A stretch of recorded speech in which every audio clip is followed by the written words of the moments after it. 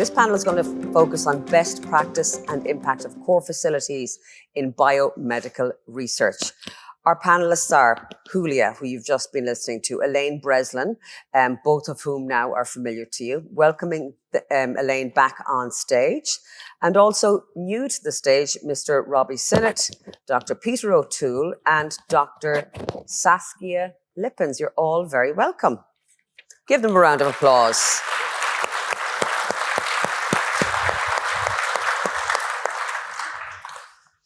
And I will join you now. Saskia, I'm going to come to you first while you're still sitting down and getting your bearings. Elaine spoke at the top of this part about the establishment of the Technology Services Directorate and the importance of change management in that regard. You're a strong advocate for the importance of change management and the cultural aspect of achieving change. Can you tell us a little bit more about this with regards to the importance of partnership of core facilities and core facility teams with principal investigators? Yes, I'm gladly to talk about change and how to set up core facilities and so on, because that's what it is, right? If you look at the bigger picture, how research has been conducted so far, the introduction of the core facilities, that's a big change. And why? It's really going to change the day-to-day habits of all the researchers. But we also know that the core facilities are here to stay. So I don't think we need to convince the researchers that it's for the better of their research, but nevertheless, you need to manage their day-to-day habits. Because if you imagine, if you're a researcher, you are used to have high-end machines in your own lab, you have it full under control, it's just for yourself, and now you have core facilities coming in. So basically it means you have to hand over that control. And that's a bit scary for the researchers. That's a big change. And although they realize it's for the better, it doesn't necessarily mean that automatically they will change their own habits. And that requires a bit of delicate management. Also in our environment at VIB, our ambition is to have all high-end equipment and even low-end equipment to a certain extent under the control of a core facility, because everybody knows and it's open for everybody and you can simply leverage the potential that you have there. But how do you get there? Because we're also talking about equipment for which funds have been raised by PIs. They have done the efforts. They've done it for their own research. And we are actually expecting them to give it to a core facility and completely let go of that control. Now that's a bold change we're expecting. So what we've done at VIB, we've tried to work towards that final goal in different stages. So in the first stage, we came up with some internal funding, which allowed us to buy instruments completely under our control. And we had a yearly budget that allowed us to buy approximately 4 new devices. We put it in a core facility, people start to use it, they're happy with the experience, and you build trust. And then we used this investment fund for something else. We wanted to start to use it for co-investment. And instead of buying 4 new instruments, we said we're going to buy half of 8 new instruments. But the other half has to come from you guys, from the community, from the researchers. And there's a few PIs that got it immediately, realizing if I buy half an instrument, I have access to 8 instead of my own plus the 4 that are in the facility. So we have, again, good experience, success stories, more trust. And now we are really very close to our final goal. We see that the PIs come very early on to the core facility to talk about future plans, to build them together. They are still writing the grants, but they're doing it to get equipment into the facility for their own research, but also for the research of all their colleagues. And that, I think, is how you can navigate towards a shift in a mindset and also a cultural shift, which you will need eventually. So you're kind of giving away, but you're getting much more back in return if you can flip how you think about it. Yeah, and you can also, you could do another approach and say, this is how we're going to do it from now on. But that doesn't necessarily mean that people will be onboarding this new idea. That's a big shift and you may lose people along the way. So if you also manage to work on that mindset of the whole community, that can work. So it's actually also a warm call here to all the researchers. If you have plans, really try to think of it from the perspective of your own research, but also the research of your colleagues right next door. And I think that can really help you to move things into the right direction, because that's exactly what you want to do with the core facilities. But it's not only the habits of the researchers. There's more to it. The whole framework may have to change their habits. And I'm talking about the procurement department, HR department. If anyone from HR is here, if you just listen to the talk of Julia, you may have to change your habits and make sure that you have a framework that works for the staff of the core facilities. Because as I said before, the core facilities are really here to stay. But it's also for the vendors and for the funders. And I think if you manage to have everybody on board, everybody looking at the same future in the same direction, then I'm convinced that this will be really a success. And that's what you want to do. You want it to be a success, because then you're going to have the science that you can leverage here in University of Galway. Very, very interesting. Robbie, I'm going to come to you now. Here in Ireland, you oversee a large, well-integrated and a very successful research infrastructure at DCU, Dublin City University. Can you tell us what your experience has been with regards to accessing the research infrastructure funding landscape in this country? Well, I suppose if we kind of narrow it down a little bit to maybe the last decade, so up to about 2012, I think was the last PRTLI call, which was our big access to infrastructure money. The main funder since that has been Science Foundation Ireland, or as it's now called, Research Ireland. But I think they've had 5 calls since 2013 that released about 215 million into the research environment for pure equipment in labs. So this isn't buildings, this isn't anything else. This is just equipment in the lab. So they're our biggest funding source.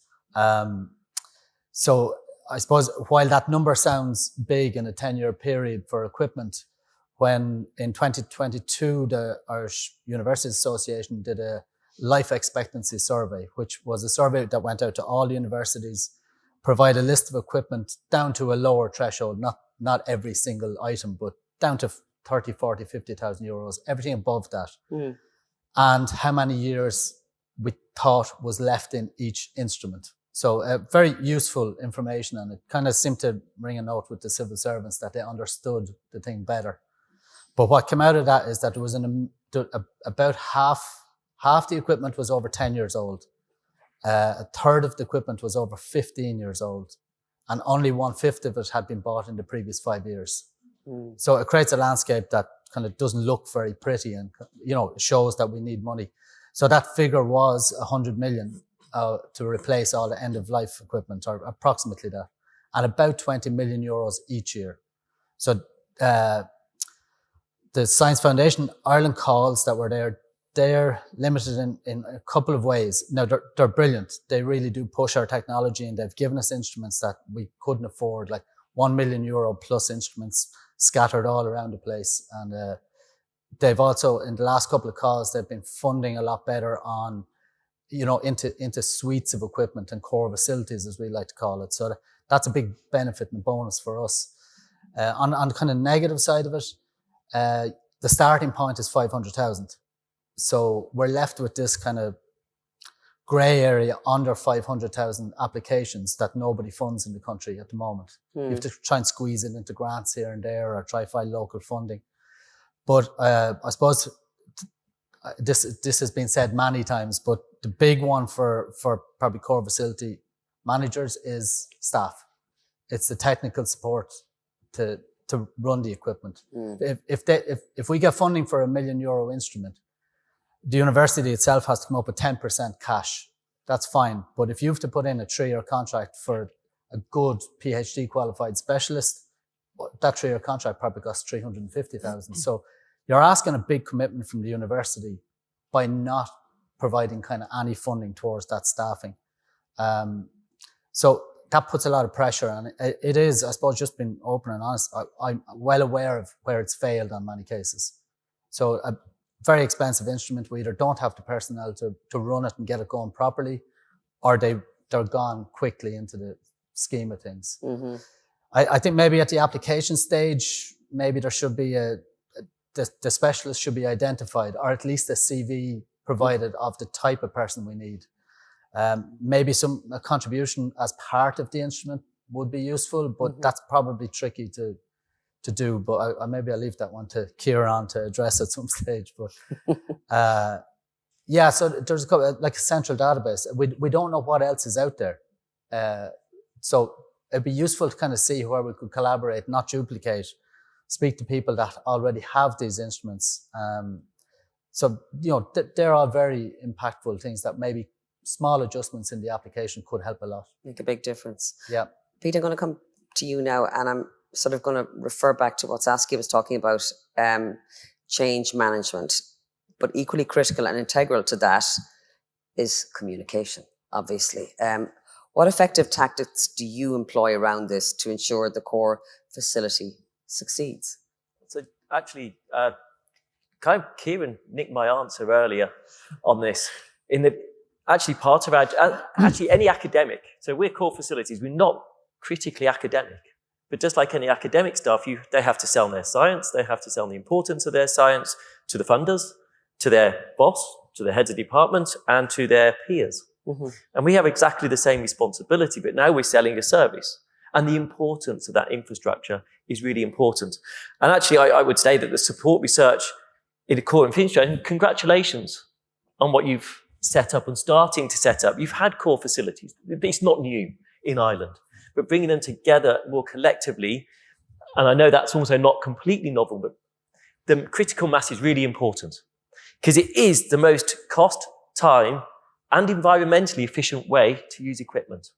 And that's the message that kind of you have to sell out from the PhDs coming in to the vice chancellors, okay, through all the different peers. It's not one way direction for those communications. It has to be in all sides. And Kieran, you mentioned squeezing the lemons really tight.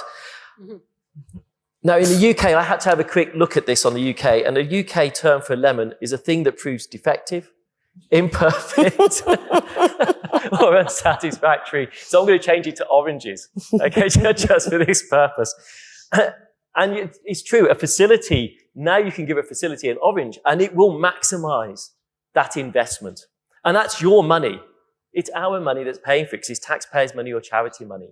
And one of the things that we have to, actually, any new academic that comes in, we welcome them in, and we're seen as an extension to their own lab. So my staff are their postdocs to hire at that moment. Our equipment, so use a microscope or a mass spec or PCR, is actually theirs when they're using it. And it's getting that messaging to the PhDs, postdocs. They then take pride in that instrument because they have ownership of it. They feel like it's partly theirs. But it's not cheap, and that's the other messaging. We have to make sure that those at the top understand that we are expensive. Mm-hmm. Infrastructure is expensive, all the way through to the funders and the academics. And actually the big thing is not to lowball. A lot of academics write grants to Research Ireland, or in our case, UKRI. They'll write in the cost, and they'll go, oh, I can't put in that much an hour to use a £1 million microscope. And yet they're quite happy to pay a car service. Bad analogy using cars, I know, typical. But maybe £300 to get your car, €300 to get your car serviced. And yet they'll complain about spending €60 to use a £1 million microscope for an hour. Mm. Another analogy, actually, Robbie, how much do you pay for your haircut? For this haircut? Not a lot. But €20. 20 euros. Julia, how much do you pay for your haircut? 150. 150. I'm not going to ask. Don't panic. Don't go there. Sweden is expensive. Sorry. But you can see what you get for a more expensive haircut. Sorry, Robbie. But the messaging is really important, and using those analogies. So they suddenly think, actually, €100 isn't a lot of money to be spending. Mm-hmm. And the other message, it's never the user paying, it's the funder paying. And in the UK, the funders now ask to have those costs put onto their grants so they can realize the true cost of the science. Because if you're lowballing it and only asking for half the cost, actually, you are paying for it just through subsidies, through other means. Mm-hmm. It's much better to have that visibility to increase sustainability, financial sustainability, and encourages sharing. Mm-hmm. No academic really wants a £1 million microscope, so then they don't have to pay €100 an hour. That they don't really want that, because when it breaks, it's their postdoc fixing it. They're not doing research. They're having to train their other postdocs. It's really inefficient science. Core facility makes it. So as our messaging goes, that message all the way to the Vice Chancellor and they keep changing. Okay, and you have to start the relationship all over again. And the funders have very little institutional memory because people, I think, are always changing in those positions. And we'll come to funders later, but it's important to have that messaging in all directions. And as Kieran said, from the PhDs all the way through, because they're our voices of the future. And if they understand that, when they sit on the grant panels and they understand that philosophy, they'll be very supportive. Robbie brought something up there as well that I'm sure sort of chimed with you, that if you come across a form of words that actually people will understand, then they'll go along with you. If you can make what you're doing clear. I think, if once they understand the finances and the cost, and you tell them not to worry about it, because instinctively you worry about costs, and also explain, actually, if they don't pay for it, you won't exist. That instrument won't exist. And so at York, actually, all our staff, all our service contracts is cost recovered to just under 100%. So we're actually costing the university almost nothing, but because the funders are paying. Yeah. And you just got to message that, and that's that comms all the way through the importance of the staff. So they get co-authored publications, and then their career tracks are also well supported. Okay, Elaine, I'm going to come to you now. You launched today the Technology Services Directorate, which is now a new undertaking for the University of Galway, and you're leading the establishment of the Directorate. Can you tell us a bit about how you hope to ensure the success of it? Thanks, Fáine. So I suppose the first thing I think that's critically important is the phased approach that we're taking. So I mentioned that we were phasing in certain core facilities in year one. I think what we're doing is a big shift. We've talked about culture change. There's the operational aspect of what we're trying to do with integration of the facilities, with the financial aspect of that and the organizational aspect. There's the strategic aspect, but there is that cultural aspect as well of the change that we're doing. So I think phasing that in is really important. A planned, measured approach. So that's the first thing. I think the second thing is Pete has spoken to it, and it came up so much yesterday, is communication. And it just can't be overemphasized. Internal communication around, clarity on what we're trying to do. We've done a lot of that already this year with the away day and today, obviously. But I think, trying to clarify our strategy and the benefits of an integrated structure is really important internally. Externally as well, I think communication is critical to grow our external user base, collaborators, clarity and communication with the funders on the cost of what we do and the cost of the infrastructure. So I think the communication aspect is key, and that's going to be a big focus, definitely for the technology services. And the last thing, just not to go on too much, but the last thing would be learning from our peers. And Julia spoke really nicely about team science and collaboration. And I think yesterday was, a phenomenal example of the strength of the research infrastructure and core facility community. And Ireland is small, not Sweden small, Ireland small, but we have the opportunity to collaborate much better nationally, and Robbie's a big advocate for that. And we had Cathal here from Trinity, he's here today, I think, talking about how we can be less sort of siloed in our approaches nationally. So I think the collaboration, the learning from our peers on what works well in DCU, in York, in Gothenburg, and in VIB, that's something that we can do and learn from. So that's something we'll be focusing on as well. Julia, I'm going to bring you in because Elaine mentioned you there. You touched on a number of key points during your keynote speech, and they've resonated with many here today, I'm sure. To finish this sort of part of the discussion, can you relay some of the key messages that you hope that people here can just take away with them and use? Okay, I tried to do in bullet points. I think I already passed 4 minutes before. Sorry, Robbie. First, I think the core facilities and the research infrastructures in general have democratized the accessibility of instrumentation and methodology to a wider scientific community. We are open there for everybody, and it's democratized. Now it's not a matter of elite PIs that have the money to have instrumentation and other people does not have it.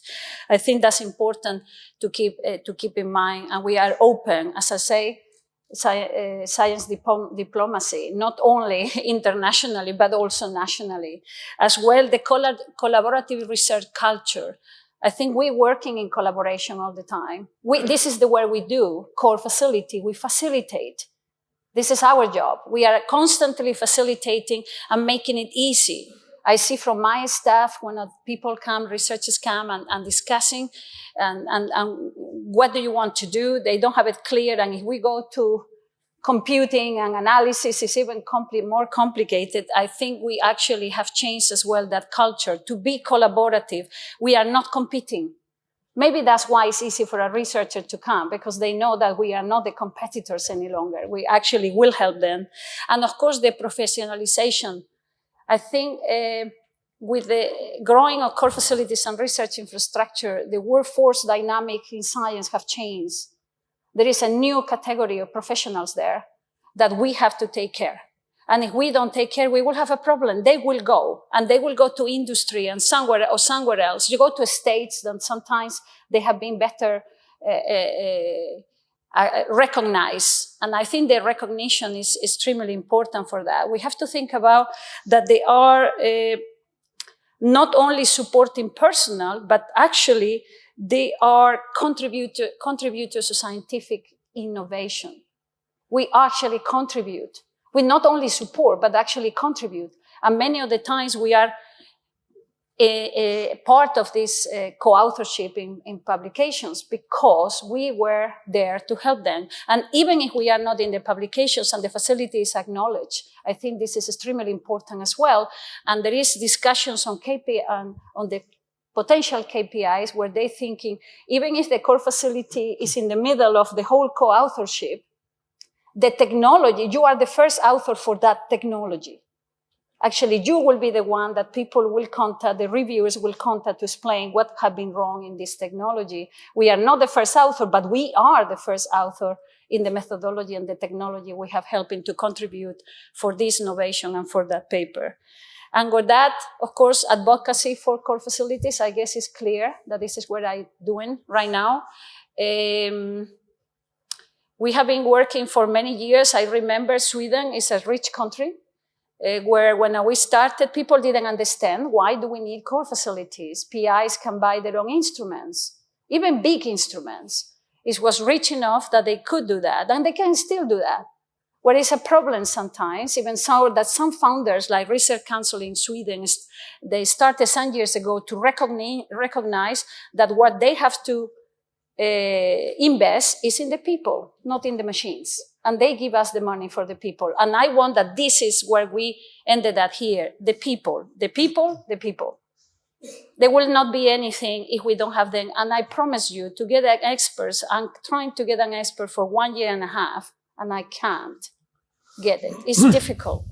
There are in some specialized technologies or methodologies, you don't have many. You can count it. Mm-hmm. You cannot lose them. Pete, do you want to come in there? Yeah, I really like the last point about academics being able to still get their own equipment. And actually now that would be my genuine analogy to a lemon. Because as soon as an academic gets their own bit of equipment, it will be inefficiently used because it's for their use, not for everyone's use. Mm-hmm. And it doesn't encourage that sharing, that doesn't encourage the team science that you just heard about. And so actually now the lemon actually has a really good one because actually you're not squeezing the maximum out of it. It is going to be... And it's frustrating because we know that they are not used in that way. And there is an instrument that is used very badly or not used. Mm-hmm. But that's this is money that the founders have put there, but it's not in use. So in the UK now, for the UK government, that doesn't happen, or very, very rarely happens from the UK government funding, because now they've got core staff, ourselves, are influencing that. We sit on their strategy panels, we sit on their grant panels, we chair their grant panels, especially around infrastructure. You know, I looked before I came up today, just very quickly, I had over 150 emails direct from our funders in the past 12 months.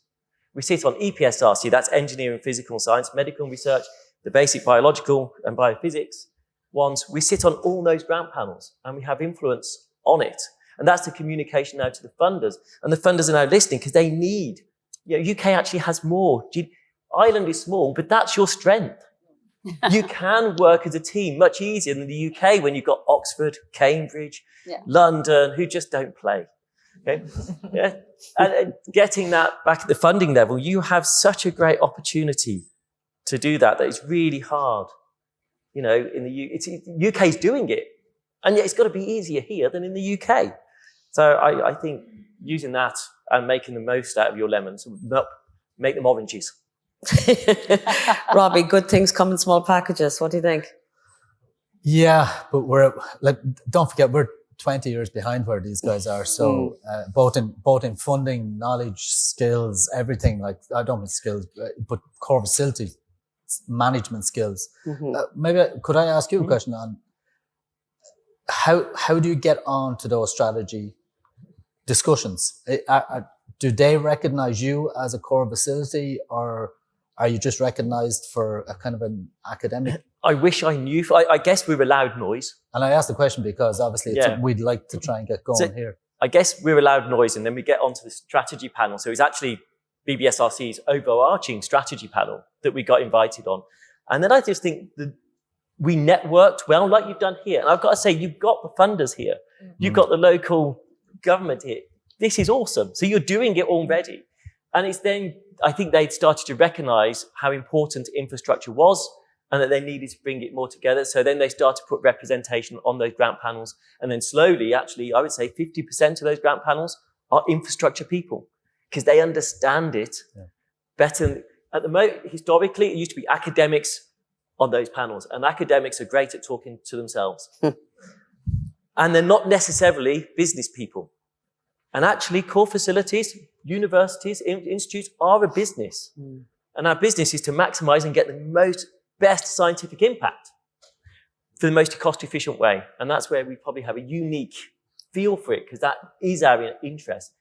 As I said yesterday, academics should be selfish because they have to be looking after their research. Our job is not to be selfish. It's just the opposite. It's to maximize and be there for everyone. And I think it's now recognized, and the technicians' commitment in the UK has made a big noise as well, which happened at the same time, that rising up of that career trajectories, and the specialists. We are seen as academic peers. And I think that's really important once that was overcome. And now we are leading some of those grant panels. Saskia, I just want to bring you in, and we're going to wrap it up now. There seems to be that tension between, sharing means more efficiency, means more results, and that academic thing of, I want to keep this all to myself and this is mine and not yours. How do you, I suppose, convince people to flick that switch? You've managed to do it, but do you have to paint a picture or draw, a map for people to get them to buy in so that you can do what you want to do?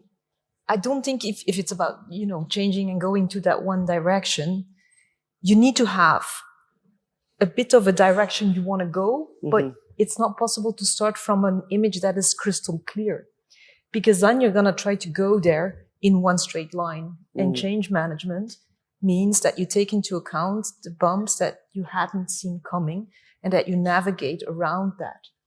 But it still means you can't deviate from your original plan either. You need to have a rough vision in mind and also really talk a lot about it, communicate it, but also be aware that you may have to navigate a little bit to the other side.